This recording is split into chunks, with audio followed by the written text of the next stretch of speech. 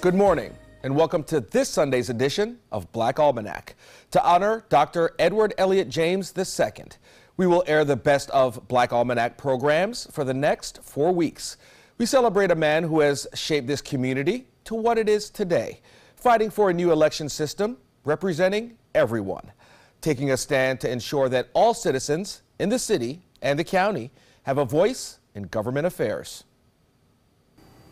On March 13, 2018, a freedom fighter and Florida son left us. Dr. Ed James, a native Sarasotan, passed away after a full life dedicated to justice and equality for African Americans. When Dr. James gave birth to Black Almanac, he intended to give a voice to a community that the larger society would have silent. For Sarasota, Black Almanac would become one of the ultimate forms of speaking truth to power. Today's Black Almanac is a tribute to the man who helped make Sarasota a place that people of color could also call paradise. Joining us today, Edward James III, Jetson Grimes, Trevor Harvey, and Dr. Lawrence Miller.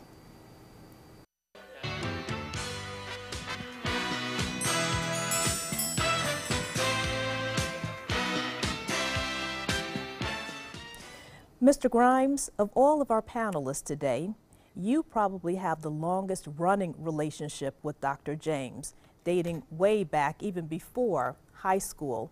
Tell us a little bit about your time together in high school and even days before that.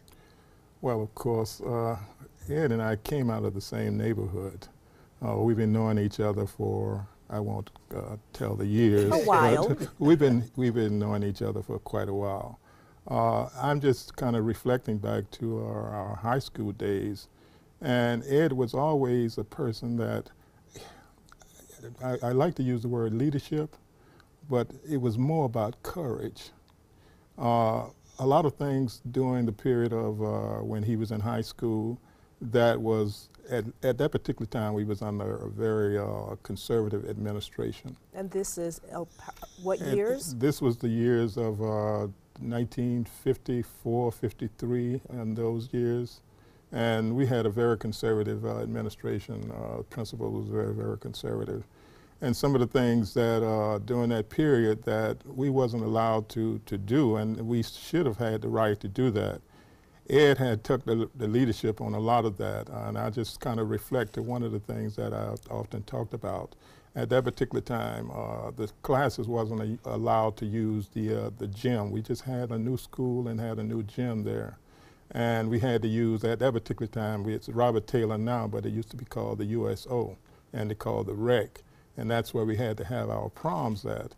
But Ed said, no, we have the privilege to use the gym. We're going to make a pass to the superintendent that we get that particular gym. And he moved ahead and to talk to the superintendent. And we was able to get the gym, and from then on, we was able to have proms in the gym at the Booker High School gymnasium. So these are some of the things that I kind of remember from Ed, and he always been a person that wasn't afraid to speak to power. You know, he was not afraid to speak up when he needed to speak up, and I've just always admired that part of his personality. Well, as a friend and high school classmate, how did you all feel, or how did you feel when you have a high school friend saying, we're going to go talk to the administration? What kind of encouragement, what kind of feeling, what kind of sense of command over your own destiny might you have had? Well, I think I know with me, and I think a lot of others, it carried those in our adult lives, because we saw a person that wasn't afraid to speak up and to stand out and to ask for things that was due to us. And I know with me, I think I've developed that activism throughout my life, and a lot of it came from your dad. It came from Ed James. So I just want to kind of, and a lot of other people that during that period. We always talk about the class of '57, and my class was '58. But they were kind of special. I never kind of let him know that, but definitely he was one of the special people in that class, and that class was kind of special. Let me ask you, as we talk about courage, and we talk oftentimes, there's a saying in many communities, not just in the Black communities, but there's a saying that children should be seen and not heard. And that's an interesting contradiction in terms against that phrase. Any of you all tell me a little bit about times when you could see the parallel or the difference between this phrase, children should be heard and not seen and not heard? Well, one of the things that when I reflect on Dad's legacy, I think about how he always said that every major revolution has been led by young people, and it was so interesting that the day that he went home to be with the Lord was also the same day that you saw young people across the country staging a national walkout in protest against you know, some of these arcane gun laws. And I know that he was probably smiling down from heaven, encouraging those young people to continue that. But I can even remember back, it was my freshman year of high school, so that would have been 2003, 2004, when Jill Dorsett, who was the former principal of Booker High School, was fired. And there were students from around the community, but particularly at Booker High School, who staged a walkout and staged a protest. And my dad was right there encouraging those young people to have that voice and be prideful in that. And I think a few days later, those same students came down to the school board, and I was right there. I went up and I gave my spiel, but Dad was kind of there in the front row, and he never wanted to overshadow young people. Oftentimes, people who are seen as leaders in the community, you know, want to tell young people, you know, you can learn from me, but let me do what I'm going to do, and then, you know, when you get your time, you'll do that. But Dad always said that every major revolution has been led by young people. So that's just one of many instances in which he's kind of stepped back and allowed young people to go forth and prosper. Thank you. Mr. Harvey, I know you must have many, many stories of this sort, especially given that you have an entire leadership program in the NAACP. Yeah, absolutely. You know, just watching, you know, Dr. James over the years, as E has already stated, he was a champion and advocate for children or young people in general. If you look at a lot of the things he did, especially in the youth arena, it was always trying to encourage and put the young people out front. I even know when I got involved, you know, in the movement and got involved in the cause, you know, he took the time, you know, to walk me through, you know, step by step, you know, this is how you do this, this is how you do that, never overshadowing what it is that I was trying to do, but always pushing me out front and encouraging me, you know, son, you can do this, you can move forward with this, but I'm going to show you how to do it. I'm not going to walk in front of you, I'm going to walk beside you, and in some cases I'm going to walk behind you, you know, to make sure that you learn and accomplish what it is that you're trying to do. Now, as you talk about that, how you learn and accomplish how you do, it seems to me it takes a lot of courage for young people to say, I'm going to step out here in front, particularly when the status quo, if you will, would say, wait till your turn, you're not quite ready, you don't have all the facts, you have to get information, you don't know how we do this thing around here.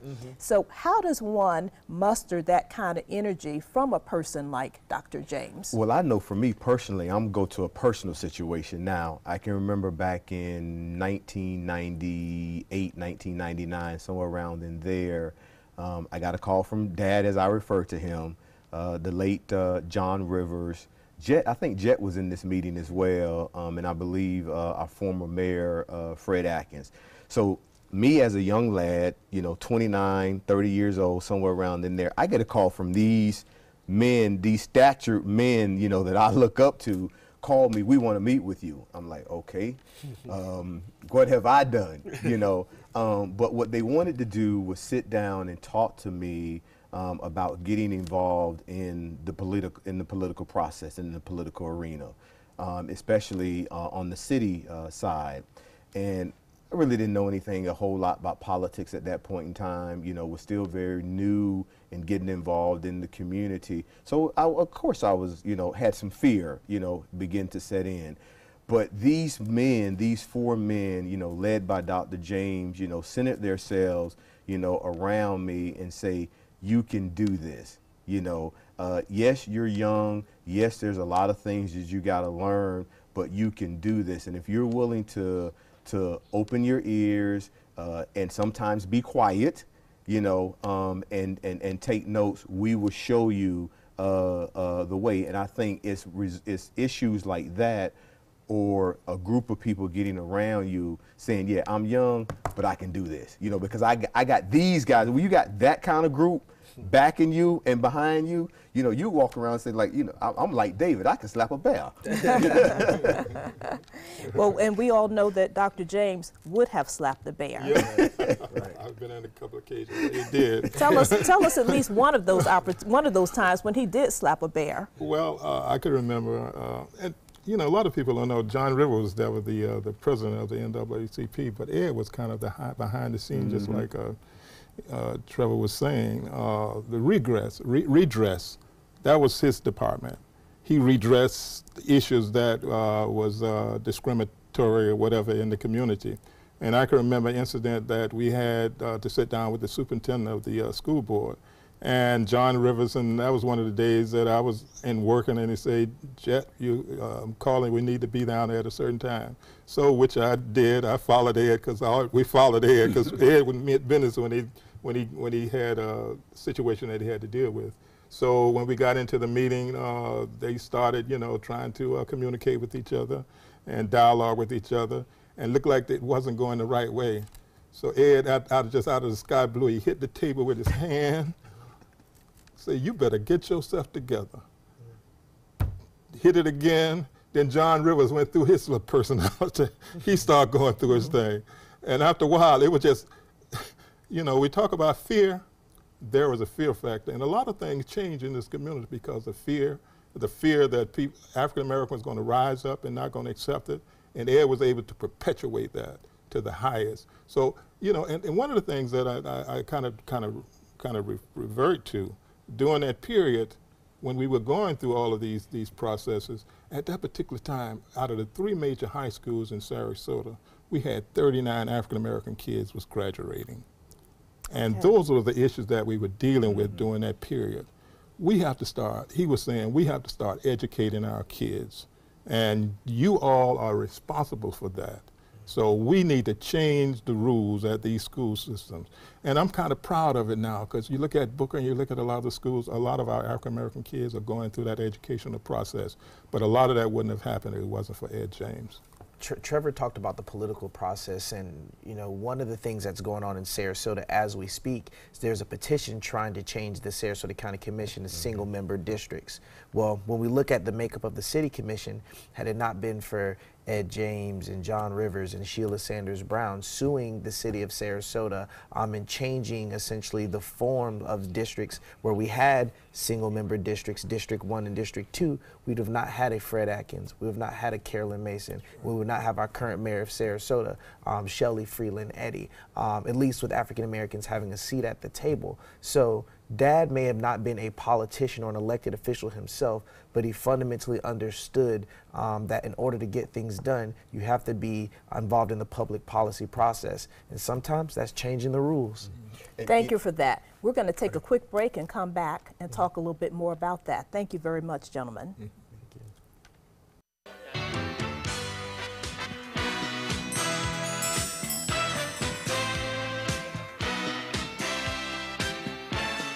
Dr. Miller, so often Dr. James and yourself talked about engagement, the political process. Yes. Watching the elections, the Pennsylvania elections last week, what might you all be talking about were Dr. James sitting in this chair watching that election? Yes, he probably would be asking me about the makeup of the election in terms of how Connor Lamb was able to overcome some of the things that, because you know Donald Trump was there, Donald Trump Jr. was there, Mike Pence was there, his daughter was there, so they put a lot into it. And we would always go back and forth about how the community had to be involved as far as getting out and voting is concerned. And because it was such a close vote, I think that he would be talking about how significant getting out to vote is in the community and how it makes a difference, especially as it relates to these different races where things are tight. You know, on the talking about being tight and getting out the vote, as we talk nationally even about gerrymandered districts, juxtapose that against the single member districts that we have right here in Sarasota County, and how Dr. James and many people working with him side by side to have an influence on having a voice, because Yes. there was a time when people were very engaged and still just could not seem to get representation, which may even be in large part why we still hear people saying even today, my vote doesn't count, it's not going to make a difference. But tell us about what you all would be discussing in terms of single member districts or gerrymandering. And both of you can join in on this, because I know it was a conversation that all three of you would have had separately or together at any given point. Mm-hmm. Well, one thing I would say about that as far as he is concerned is that Dr. James was always prepared. And when you are talking about these three districts in terms of single member districts, he would be talking about how they had to go to court, as I heard you all talking about it before, in terms of you go to court, you just can't say this is a bad thing. You have to be prepared and show statistics and show how, in terms of your research, this has really, in terms of been unconstitutional as far as one man, one vote is concerned. And he was the type of person that would always be talking about how if you had an argument, if you had something that you believe was worth fighting for, you had to be prepared to be able to go ahead and bring knowledge into dark places. And that's the kind of person he was to me. Yeah, I mean, I agree with Dr. Miller. You know, you had to be prepared. If you were going to be a student of Dr. James, you had to be prepared. You had to have all of your T's crossed and all of your I's dotted, you know, because he would often tell us all the time, before you open your mouth, make sure you have your facts in order, you know, so that when you do open your mouth, you can intelligently talk about what it is that's before you. And engagement was important. You know, we would often have these conversations. He had a very low tolerance for individuals who complained but sat on the sidelines. He had a very low tolerance for those type of, you know, people. He said, if you're not going to be a part of the process, then be quiet. You know, he would probably say something else, but, you know, be quiet, because he had a very low tolerance, you know, because he's like, if you're going to be in the game, you know, be in the game, because it's going to take all of us, you know, to be in the game. So engagement to Dr. James was just so important. And, you know, even talking about engagement, one of the things that Dr. James always stood for was he always stood for what was right and not necessarily politically expedient. So when I think about Colin Kaepernick, one of the most favorite final words that Dad had was when he was talking about Colin Kaepernick. He said, "Colin Kaepernick gets it, so why don't you?" And you know, it seems like America's kind of getting to a time. I know he was on the front page, he was on the front cover of Time magazine and all these other magazines, and people are finally coalescing around him. But I can remember Dad, you know, always being, you know, pro Colin Kaepernick, or not necessarily pro Colin Kaepernick, but pro what he was standing for, even when it wasn't necessarily, again, politically convenient. And that's something that he always fought for. And another thing that he always stated was that he was never married to a particular political party, whether it was the Democratic Party or the Republican Party. You know, Dr. James was always about the party of the people, whatever was advancing the cause for particularly communities of color. Well, you know, one of the things that he has taught all of us, or shared with all of us, and we oftentimes quote Dad on this, is we don't have any permanent friends or any permanent enemies. We just got permanent issues. Permanent issues. So what is one of those permanent issues that we've seen over the last few decades now? Well, you know, I know one of the permanent issues that Dad and I often talked about is especially dealing with the Voting Rights Acts of 1965, you know, especially when it got gutted. You know, Section 4 of the Voting Rights Act, you know, got gutted. That continues to be one of those permanent issues, you know, that we have that has to be addressed on both sides of the spectrum. It's not, you know, a Republican thing, it's not a Democrat thing, it's not an independent thing. You know, it's a people thing, making sure that all people, you know, have the right to vote and being able to go to the polls without intimidation, but have that right, because so many people fought and died for us to have that right, and then to take that right away from us, you know, is unconstitutional. Dr. Miller, your thoughts about no permanent enemies, no permanent friends, instances that you've actually seen that in play, where Dr. James may have been, doesn't matter what the political party was, but dealing with an issue that might even cross party lines. Yes, thinking about this recent special election that just took place In Pennsylvania. in Pennsylvania, where Connor Lamb is not the poster child for democratic ideals. He still believes in, as far as gun control is concerned, he doesn't necessarily believe that as far as assault rifles and things of that nature should be banned. Right, he's a Democrat. Who And he's a some would Democrat. say And he's a Democrat. He's no Democrat, right? Just Right. like we hear Republican in name only. Right. So the thing to him would be, though, what are your interests? What do you see in these candidates that affect your everyday life, and make the assessment as far as that is concerned, as taking a vote for either one of those candidates are concerned. And there would be more, I would think, that as far as Connor Lamb is concerned, that was in tune or in line with the issues that were everyday issues as far as labor. You know, we could talk about jobs, and people are getting jobs, but are they getting a job that would go ahead and feed their family, pay for the roof over their heads? You know, those are the kind of things, everyday bread and butter issues he would be talking about, because those are the things that affect our community. So when you start talking about not having permanent friends or permanent enemies, don't get caught up in what you see out there as far as the larger community and what they're talking about, because it may have nothing to do with happening to you on an everyday basis in the community. That's why this program, Black Almanac, was so powerful, because it spoke to the everyday issues that people in our community were confronted with by no other party in this community, okay? When you talk about that type of issue, that was one of the things that I thought in terms of when we had our discussions, that he drove home every time.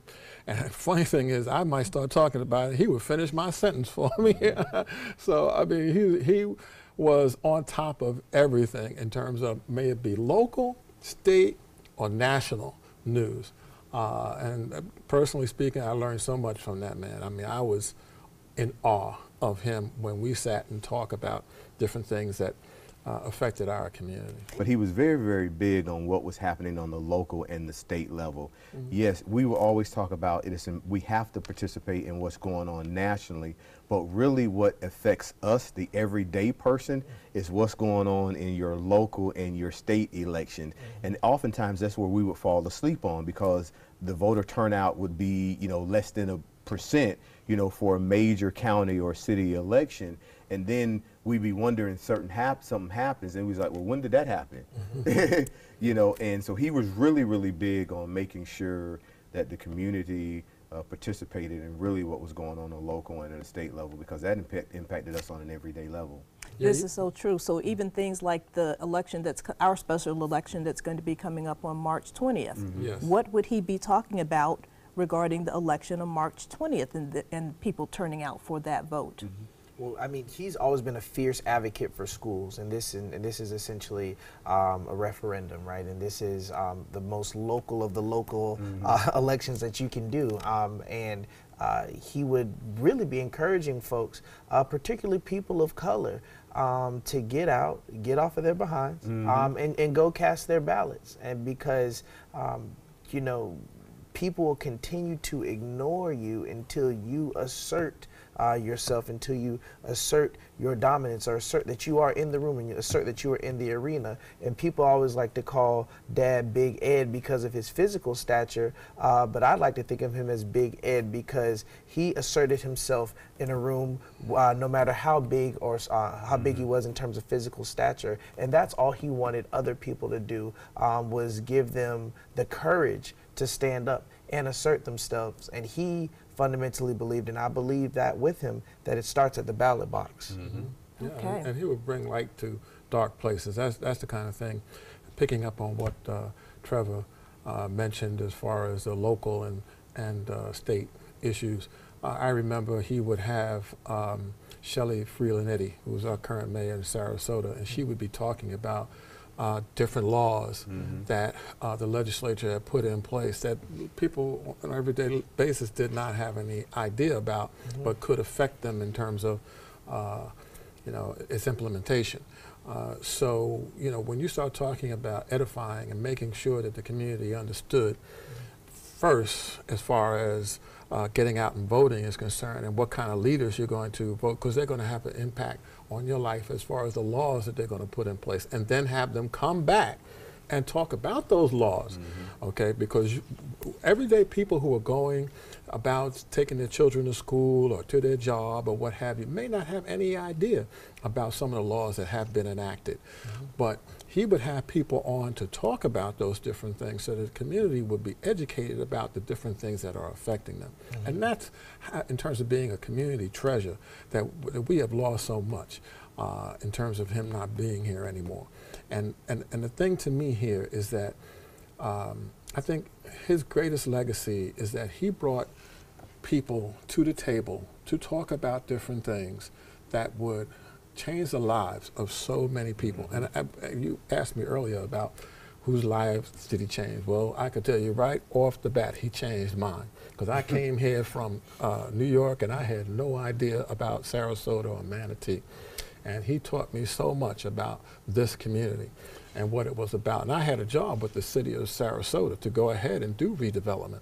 And if not for him, I wouldn't have any idea about, you know, some of the history, some of the different things that took place here and how people fought and who's real and who, you know, you got to look out for and those kind of things. But he was always a man that I could depend upon.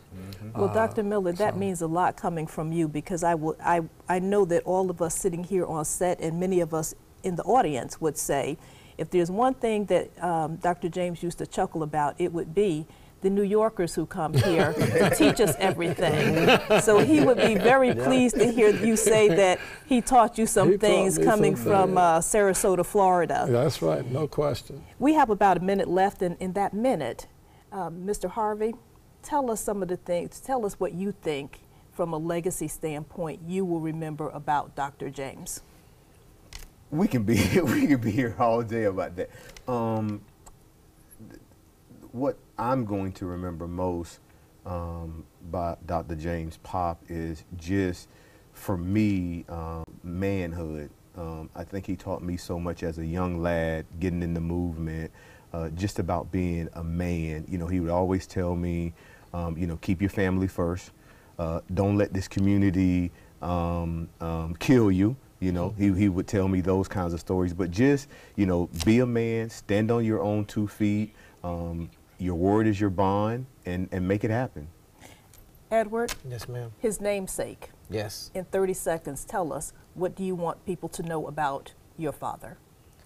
My father truly stood by the phrase that no matter what kind of curveball life throws you, giving up is never an option.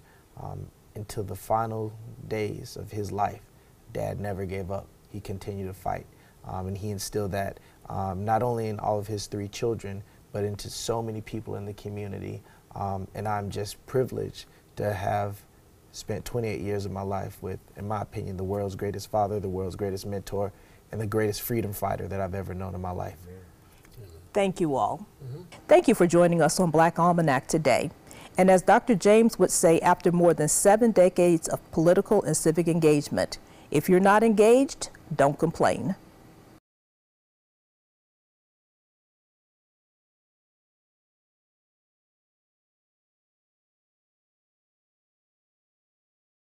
Each day, researchers make discoveries that bring us closer to the moment when all cancer patients can become survivors. Their progress is made possible with the help of clinical trials. Clinical trials are the brightest torch researchers have to light their way towards better treatments. And if you've been diagnosed with cancer, they may be your brightest ray of hope. Speak with your doctor and visit standuptocancer.org/clinical trials to learn more. Together, we can stand up for all of us. ABC 7 News at 7, weeknights.